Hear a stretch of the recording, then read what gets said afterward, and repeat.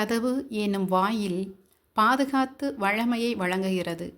ஆம், நாம் கோழிகள், மாடுகள் மற்றும் பிற விலங்குகளை பராமரித்து அவற்றை பாதுகாத்து ஒரு வீடு போன்ற அடைப்பிற்குள் வளர்க்கின்றோம்.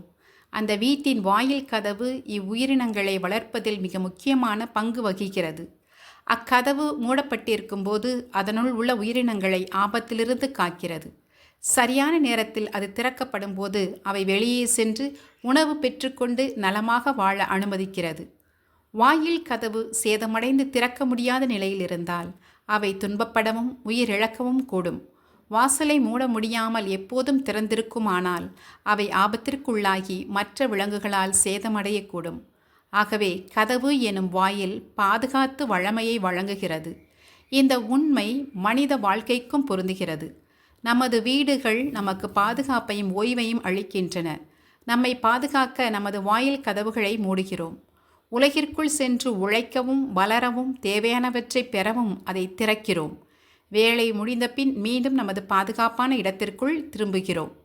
நமது வீட்டின் வாயில் சேதமடைந்தால் நமது பாதுகாப்பும் அமைதியும் குலைந்துவிடும். உள்ளே இருப்பவர்களை பாதுகாப்பாக வைத்திருக்க வாயில் கதவு தான் அமைதியாக அனைத்து எதிர்ப்புகளையும் தட்டல்களையும் அழுத்தங்களையும் ஏற்றுக்கொள்கிறது. அதேபோல் நம்முடைய ஆண்டவராகிய இயேசு கிறிஸ்து மனிதர்கள் அனைவருக்கும் உண்மையான வாயில் கதவாக உள்ளார். அவர் மூலம் நுழையும் அனைவரும் பாதுகாப்பையும் மீட்பையும் பெறுவர். அவர் எல்லா தீமைகளிலிருந்தும் நம்மை காக்கிறார் மற்றும் நிறைவான வாழ்க்கைக்கு வழி நடத்துகின்றார். ஒரு வாயில் கதவு எல்லா தாக்குதல்களையும் தாங்குவது போல இயேசு மனிதரின் பாவங்கள் துன்பங்கள் அனைத்தையும் தான் தாங்கிக் கொண்டு தமது உயிரை நமக்காக அர்ப்பணித்து நம்மை மீட்கின்றார். வாயில் கதவாகிய இயேசு நம்மை பாதுகாப்பதோடு வளமிக்க வாழ்க்கைக்கும் அழைத்து செல்கின்றார். புனித யோவான் நற்செய்தி 10ஆம் அதிகாரம் 1 முதல் 10 வரை உள்ள இறைவார்த்தைகளில் இயேசு, நானே வாயில், என் வழியாக நுழைவோருக்கு ஆபத்து இல்லை.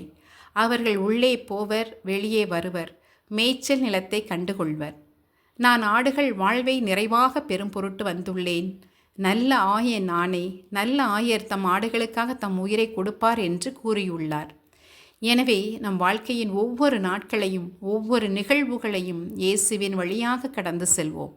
அவர் நம்மை எல்லா தீமைகளிலிருந்தும் பாதுகாத்து அவரின் வளமைமிகு அன்பிலும் அமைதியிலும் மகிழ்விலும் உடலில் உள்ள ஆன்மீக நலத்திலும் வளமுடன் ஆசீர்வதிப்பார். இயேசு எனும் வாயில் வழியாக நம் வாழ்வை பாதுகாப்புடன் நடத்தி வளமையை கண்டடைந்து மகிழ்வுடன் வாழ்ந்து பிறரை மகிழ்விப்போம். இறை தந்தைக்கும் மகனுக்கும் தூய ஆவியாருக்கும் ஆட்சி உண்டாவதாக.